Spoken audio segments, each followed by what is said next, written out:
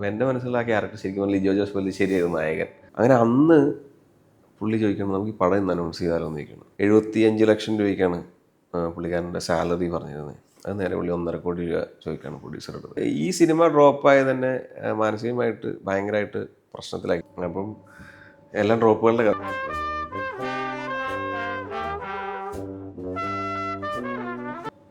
ജയസൂര്യയുടെ തന്നെ ഒരു cinema produce ചെയ്ത എൻ്റെ ഒരു സുഹൃത്തുണ്ട്, രാജേഷ് ചെറുകുളങ്ങര എന്ന് പറഞ്ഞിട്ട്.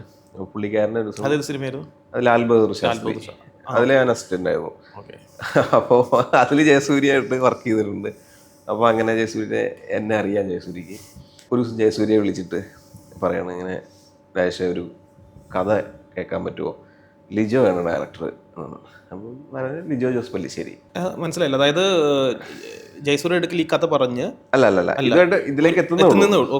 അതായത് ഒരു ദിവസം രാജേഷ് സാറിന്റെ ഒരു കോൾ വരാണ് ജയസൂര്യയുടെ ഒരു പടം, അതായത് ജയസൂര്യയുടെ ഇതിന് മുന്നത്തെ ഒരു സിനിമ പ്രൊഡ്യൂസ് ചെയ്ത പ്രൊഡ്യൂസർ എന്നുള്ള രീതിയിൽ ഒരു കോൾ വരികയാണ്. ഒരു ലിജോ ജോസ് പല്ലിശ്ശേരി സംവിധാനം ചെയ്യുന്ന ഒരു സിനിമ ഞാൻ കമ്മിറ്റ് ചെയ്തിട്ടുണ്ട്. ജയസൂര്യ പറയാണ് കഥ കേൾക്കാൻ താല്പര്യമുണ്ട്, രാജേഷ് ഓക്കെ ആണോ എന്ന് ചോദിക്കണം. അപ്പം ഞാനും രാജേഷ് സാറും വർഷങ്ങളായിട്ട് ഉള്ളൊരു ബന്ധമുണ്ട്. അപ്പം ഞങ്ങൾ തിയേറ്ററിൽ നിന്ന് ഏറ്റവും കൂടുതൽ എൻജോയ് ചെയ്ത സിനിമകളിലൊന്നാണ് ഡബിൾ ബാരൽ.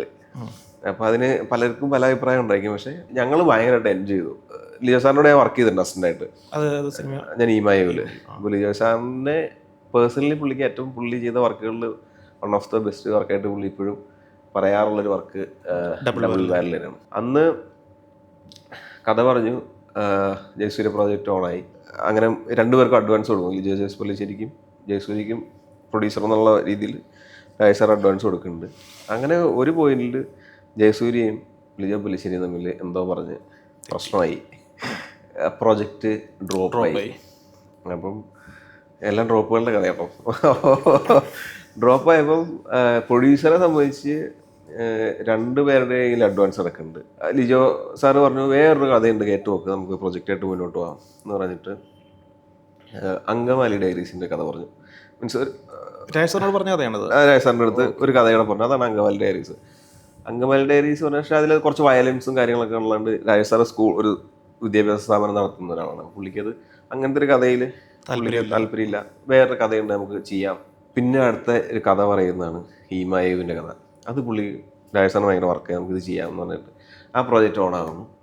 പാരലിൽ ഇപ്പുറ സൈഡിൽ ജയസൂര്യയെ വിളിച്ചിട്ട് നമുക്ക് വേറൊരു പ്രോജക്റ്റ് ഉണ്ടെങ്കിൽ ചെയ്യാമെന്ന് പറയുന്ന സമയത്ത് ആണ് നമ്മൾ ഞാൻ എഴുതി വെച്ച തിരക്കഥയെ പറ്റി രാജേഷ് സാറി പറയണേ. അപ്പോൾ അത് എഴുതുന്ന സമയത്ത് ശരിക്കും പറഞ്ഞാൽ ഇത് എൻ്റെ മനസ്സിലുള്ള ആ ക്യാരക്ടർ ഭയങ്കര ഇൻട്രസ്റ്റിംഗ് കാസ്റ്റിംഗ് ആയിരുന്നു.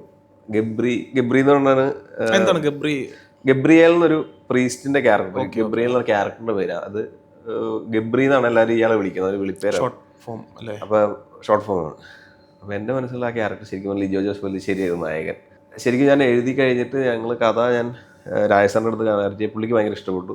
അപ്പോൾ ഞാൻ ഈ ഐഡിയ വന്നു, ലിജോ സാറാണ് ഇതിനകത്ത് നായകൻ, എങ്ങനെ ഉണ്ടാവും. രാജേഷ് സാറിന് ഭയങ്കര വർക്കായി.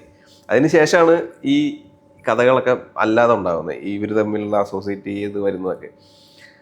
അപ്പം രാജേഷ് സാർ ചോദിച്ചു നമുക്ക് എന്നാൽ ജയസൂര്യയുടെ അടുത്ത് കഥ പറഞ്ഞാലോ എന്ന് ചോദിച്ചു. ഞാൻ പറഞ്ഞാൽ പറയാം. കോഴിക്കോടുള്ളൊരു ഫ്ലാറ്റിൽ പുള്ളി കോഴിക്കോട് എന്തൊരു ആവശ്യത്തിന് പോയപ്പോൾ അവിടെ ചെല്ലാൻ പറഞ്ഞിട്ട് ഞങ്ങൾ കോഴിക്കോടുള്ള ഫ്ലാറ്റിൽ പോയി കഥ പറയുന്നു. 20 മിനിറ്റ് കൊണ്ട് പുള്ളി കഥ ഇഷ്ടപ്പെടുന്നു. പുള്ളി കെട്ടിപ്പിടിക്കുന്നു, പുള്ളി സെറ്റായി. അങ്ങനെ നമ്മൾ അടുത്ത പടം ഓണാകിയത്. അങ്ങനെ നമ്മൾ തിരിച്ചു പോയിരുന്നു. പിന്നെ ഞാൻ ലിജോ സാറിൻ്റെ പടം ഓണായി, ഈമായു ഓണായി. അപ്പം ഞാനത് അസിസ്റ്റന്റ് ഡയറക്ടറായിട്ട് വർക്ക് ചെയ്യാൻ കയറി. അപ്പം അത് പോയിക്കൊണ്ടിരിക്കുന്ന സമയത്ത് അതൊരു ഏകദേശം 18 ദിവസം കൊണ്ടാണ് ടോട്ടൽ പടം തീർന്നത്. രാജേഷ് സാറാണ് പ്രൊഡ്യൂസർ. അപ്പം ലിജോ സാറിനോട് വർക്ക് ചെയ്യുന്ന സമയത്ത് 16 ദിവസം ഒറ്റ ഷെഡ്യൂളും 2 ദിവസം വേറൊരു ഷെഡ്യൂളായിരുന്നു. ഒരു മാസത്തിന് ശേഷമാണ് ആ 2 ദിവസം ഷെഡ്യൂൾ വന്നത്. അപ്പോൾ ആദ്യത്തെ ഷെഡ്യൂൾ കഴിഞ്ഞപ്പോഴത്തേനും ഞാനിങ്ങനെ നമ്മുടെ സുഹൃത്തിൻ്റെ റൂമിൽ എറണാകുളത്ത് കിടന്നുറങ്ങുന്ന സമയത്ത് ജയസൂര്യ വിളിക്കുകയാണ് ഫോണിലേക്ക്. അപ്പോൾ ഞാൻ ഫോൺ എടുത്തു. പുള്ളി പറഞ്ഞു വാട്സപ്പ് നോക്ക് എന്ന് പറഞ്ഞു. വാട്സപ്പ് നോക്കിയപ്പോൾ ഒരു ചെറിയ പെൺകുട്ടി പാട്ട് പാടുന്നൊരു യൂട്യൂബിൽ ഉള്ളൊരു ലിങ്കാണ്. അപ്പോൾ ഞാനത് കണ്ടിട്ട് പുള്ളിക്കാരനെ വിളിച്ചു. അപ്പോൾ പറഞ്ഞു ഈ കുട്ടിക്ക് നമുക്ക് അവസരം കൊടുക്കാൻ പറ്റുമോ എന്ന് ചോദിച്ചു. ജയസൂര്യ ചോദിക്കണം. അപ്പോൾ നമ്മുടെ സിനിമയിൽ ഒരു 13ഓളം കുട്ടികളുണ്ട്, പല ഏജ് ഗ്രൂപ്പുള്ള 13ഓളം കുട്ടികൾ ജയസൂര്യക്കൊപ്പം അഭിനയിക്കാനുണ്ട്. പുതിയ പിള്ളേരെ തന്നെയാണ് നമ്മൾ പ്ലാൻ ചെയ്യുന്നത്. അപ്പോൾ അതിൻ്റെ ഓഡീഷനൊന്നും അന്നേരം ആയിട്ടില്ല. അപ്പോൾ ഞാൻ പറഞ്ഞു നമുക്ക് കൊടുക്കാം, കുഴപ്പമില്ല, നമ്മുടെ ക്യാരക്ടർ പോലെ നമുക്ക് ഫീൽ ചെയ്തു, പാട്ട് പാടും. അപ്പോൾ ആ കുട്ടി പാട്ട് പാടുകയും ചെയ്യും, അഭിനയിക്കുകയും ചെയ്യും. അപ്പോൾ പുള്ളി പറഞ്ഞു അങ്ങനെയാണെങ്കിൽ നീ എത്രയും വേഗം വീട്ടിലേക്ക് വരൂ എന്ന് പറഞ്ഞു.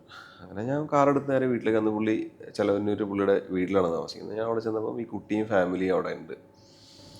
അപ്പം യേശുരി ഈ കുട്ടിയെ ഫേസ്ബുക്കിൽ എവിടെയോ കണ്ടിട്ട് പുള്ളി അങ്ങോട്ട് കോൺടാക്ട് ചെയ്ത് അവരെ വീട്ടിലേക്ക് വീട്ടിൽ വന്നിരിക്കുകയാണ്. അതെ. അപ്പോൾ കുട്ടി അന്ന് ഭയങ്കര വൈറലായി, ഫേസ്ബുക്കിൽ ഭയങ്കര വൈറലായിട്ടാണ് വിളിക്കുന്നത്. അങ്ങനെ അന്ന് പുള്ളി ചോദിക്കണം നമുക്ക് ഈ പടം ഇന്ന് അനൗൺസ് ചെയ്താലോ എന്ന് ചോദിക്കണം. അപ്പം ഞാനിങ്ങനെ പ്രൊഡ്യൂസറെ വിളിച്ചു, രാജ് സാറിനെ വിളിച്ചു, എന്താ ചെയ്യണ്ടേ? പുള്ളി അനൗൺസ് ചെയ്തു എന്ന് പറഞ്ഞു. അങ്ങനെ പുള്ളി അവിടെ ഇരുന്ന് നമ്മൾ എല്ലാവരും കൂടെ ഇരുന്നിട്ടൊരു സെൽഫി എടുക്കുകയും പുള്ളി ഫേസ്ബുക്കിൽ അപ്ലോഡ് ചെയ്യുകയാണ്. നവാഗത സംവിധായകൻ സംജി ആൻ്റണിയുടെ ചിത്രം എന്നൊക്കെ പറഞ്ഞ് അനൗൺസ് ചെയ്തു. അപ്പോൾ അനൗൺസ് ചെയ്യുന്നത് പുള്ളി ടൈപ്പ് ചെയ്യുമ്പോൾ ഞാൻ പറഞ്ഞു ചേട്ടാ എൻ്റെ ലൈഫ് ട്വിസ്റ്റിംഗ് ആയിട്ടുള്ള ഒരു പോസ്റ്റാണിത് എന്നൊക്കെ പറഞ്ഞ് പുള്ളി ഭയങ്കര പ്രാർത്ഥിച്ച് സാധനം അപ്ലോഡ് ചെയ്തു. ഇത് നിമിഷങ്ങൾക്കകം വൈറലായി.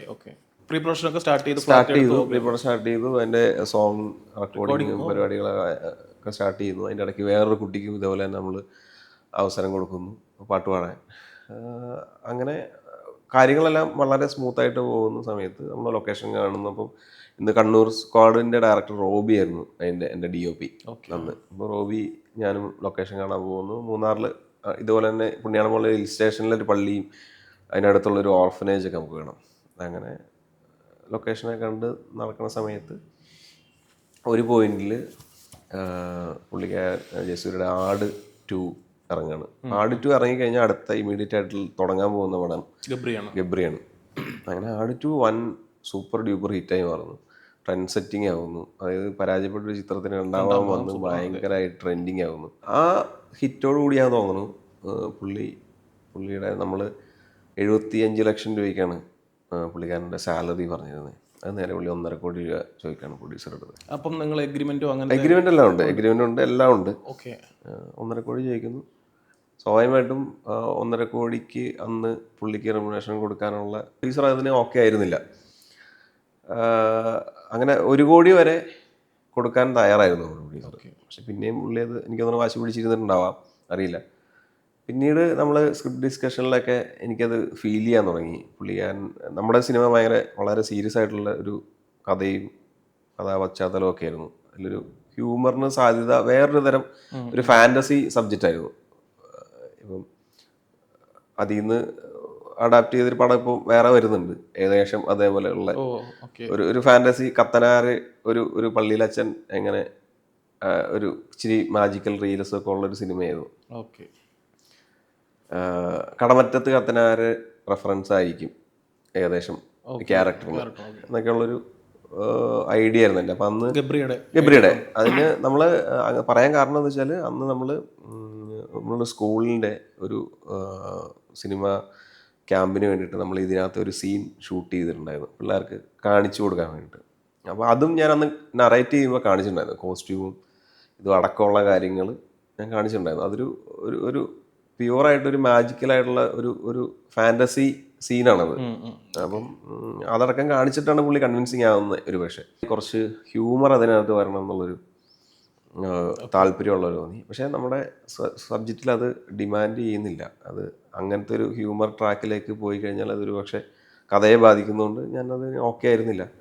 അങ്ങനെ നമ്മളത് മുന്നോട്ട് പോകാൻ പറ്റാത്തൊരു സിറ്റുവേഷനിൽ നമ്മൾ ആ പടം ഡ്രോപ്പ് ചെയ്തു.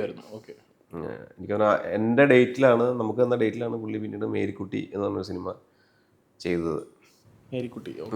ഞാൻ മേരിക്കുട്ടി അങ്ങനെ എന്തോ രഞ്ജി ശങ്കറിൻ്റെ സിനിമ ചെയ്തത്. അങ്ങനെ ഈ എഗ്രിമെന്റ് ബേസിൽ നിങ്ങൾ പിന്നീട് അതിനെപ്പറ്റി സംസാരിക്കുകയോ ഒന്നുമില്ല? പിന്നീട് എനിക്ക് തോന്നുന്നു 1 വർഷത്തിന് ശേഷം ജയസൂര്യ പൈസ തിരിച്ചു കൊടുത്തു. അങ്ങനെ അത് പ്രൊഡ്യൂസർ അസോസിയേഷനൊക്കെ അഡ്വാൻസ് എമൗണ്ട് ആണോ അതോ? അഡ്വാൻസ് 25 ലക്ഷം രൂപ അഡ്വാൻസ് കൊടുത്തിട്ടുണ്ടായിരുന്നു. അത് തിരിച്ചു കൊടുത്തു. 1 വർഷത്തോളം കഴിഞ്ഞിട്ടാണ് പക്ഷെ കൊടുത്തതെന്ന് എൻ്റെ അറിവ്. അങ്ങനെ ആ പടവും ഡ്രോപ്പ് ചെയ്തു. അങ്ങനെ 2018 അത് അതിനുശേഷം വേറെ സിനിമകൾ മീൻസ് നമ്മൾ ഞാനത് ചെയ്യാൻ വേണ്ടിയുള്ള ഒരു ഉറപ്പായിട്ടുണ്ടായിരുന്നു. അത് എപ്പോഴും നമ്മൾ സംവിധാനം ചെയ്യാൻ ആണല്ലോ. അപ്പം അത് ഈ സിനിമ ഡ്രോപ്പായത് തന്നെ മാനസികമായിട്ട് ഭയങ്കരമായിട്ട് പ്രശ്നത്തിലാക്കി. കാരണം ആദ്യത്തെ സിനിമ ആരും അറിഞ്ഞിട്ടില്ല ഇത്. തുടക്ക സമയത്തായിരുന്നു പുണ്യാളന്റെ അസിസ്റ്റ് ചെയ്ത് അസോസിയേറ്റ് ആയി. ഫഹദിന്റെ പ്രോജക്റ്റ് ആരും അറിഞ്ഞിട്ടില്ല. അത് വളരെ നമുക്ക് അടുത്ത സർക്കിളിൽ മാത്രം അനൗൺസ് ചെയ്തിട്ടില്ല. അപ്പൊ അതുകൊണ്ട് തന്നെ അത് ഡ്രോപ്പ് ആയതുകൊണ്ട് എന്നെ പുറത്തൊന്നും വ്യക്തിപരമായിട്ട് ബാധിച്ചില്ല. പക്ഷെ ഇത് ഭയങ്കരമായിട്ട് ബാധിച്ചെന്ന് വെച്ചാൽ ഇത് തീർച്ചയായിട്ടും അനൗൺസ് ചെയ്ത് പത്രത്തിൽ വന്നു, ആളുകൾ അതിന് ഒരു ഉദാഹരണം പറഞ്ഞാൽ, ഞാൻ നാട്ടിലൊരു ദിവസം പോകുമ്പോൾ ഈ അനൗൺസ് ചെയ്യുന്ന സമയത്ത് കണ്ട് എൻ്റെ സുഹൃത്തുക്കളായ 2-3 നാട്ടിലെ കടക്കാർ ഈ പത്രം എടുത്ത് വെച്ച് ഇരിക്കുകയാണ്. നാട്ടിൽ നിന്ന് ഒരു അഭിമാനം എന്നുള്ളതൊക്കെ. അപ്പം എൻ്റെ മനസ്സിൽ പല പല ചിന്തകളായി. പിന്നീട് ഈ ഒരു 8 മാസത്തോളം ഞാൻ ഇതിൻ്റെ ഒരു ഡിപ്രഷനിലേക്ക് പോയി. എനിക്ക് സോഷ്യൽ മീഡിയ തുറക്കാൻ പറ്റില്ല, അല്ലെങ്കിൽ എനിക്ക് ഫോൺ എടുക്കാൻ പറ്റുന്നില്ല. കാരണം പലർക്കും നമ്മൾ വാഗ്ദാനങ്ങൾ കൊടുത്തിട്ടുണ്ട് അഭിനയിക്കാൻ. മറ്റേ കുട്ടിയുടെ കേസ് തന്നെ അതൊന്നും പിന്നീട് ഇദ്ദേഹം ഒന്നും സംസാരിച്ചില്ല അതിനെപ്പറ്റി, കുട്ടിയുടെ കേസോ? അല്ല, എൻ്റെ ഭാഗത്തുനിന്ന് ചെയ്യാൻ പറ്റുന്നത്, എൻ്റെ പ്രൊഡ്യൂസറുടെയും ഭാഗത്തുനിന്ന് ചെയ്യാൻ പറ്റുന്ന കാര്യങ്ങൾ നമ്മൾ ചെയ്തു. അതായത് നമ്മൾ അവരെ കൊണ്ട് പാട്ട് പാടിച്ചു. അതായത് ഈ പ്രൊജക്റ്റ് നടക്കില്ല എന്നറിഞ്ഞിട്ട് പോലും നമ്മൾ പ്രൊഡ്യൂസർ പൈസ മുടക്കി നമ്മൾ മ്യൂസിക് ചെയ്ത സാധനം നമ്മൾ പാട്ട് പാടിച്ചു. 2 കുട്ടികളും പാട്ട് പാടിച്ചു വിട്ട്. ബാക്കിയുള്ള കാര്യങ്ങൾ നമ്മുടെ കയ്യിലല്ല. കാരണം ജയസൂര്യ ഓക്കെ പറഞ്ഞാൽ മാത്രമേ ഷൂട്ട് നടക്കുള്ളൂ. അപ്പം എൻ്റെ ഭാഗത്തുനിന്ന് കൊടുത്ത വാഗ്ദാനം ഞാൻ 100% ഞാൻ അവർക്ക് നിറവേറ്റി. അത് കഴിഞ്ഞിട്ട് ഞാൻ പിന്നീട് 2-3 പ്രാവശ്യം പുള്ളിക്കാരനെ കോണ്ടാക്ട് ചെയ്തിട്ടുണ്ട്. ഈ എനിക്ക് വേണ്ടിയിട്ടല്ല, ഈ കുട്ടികളുടെ കാര്യം പറയാൻ വേണ്ടിയിട്ട്. കാരണം ഞാൻ ഒരു പടം ഡ്രോപ്പായിട്ട് നിൽക്കുന്ന ഒരാളാണ്. പക്ഷെ പുള്ളി കണ്ടിന്യൂസ് ആയിട്ട് പടങ്ങൾ ചെയ്യുന്ന ഒരാളാണ്. ഉറപ്പായിട്ട് കണ്ടിന്യൂസ് ആയിട്ട് ചെയ്യുന്ന ആളാണ്. അപ്പോൾ പുള്ളിക്ക് വിചാരിച്ചിരുന്നെങ്കിൽ വളരെ എളുപ്പം വരുന്ന സിനിമകളിൽ എവിടെയെങ്കിലും പുള്ളിക്ക് അത് കൊടുക്കാറുണ്ട്. പക്ഷെ അത് അങ്ങനെ ഉണ്ടായിട്ടില്ല.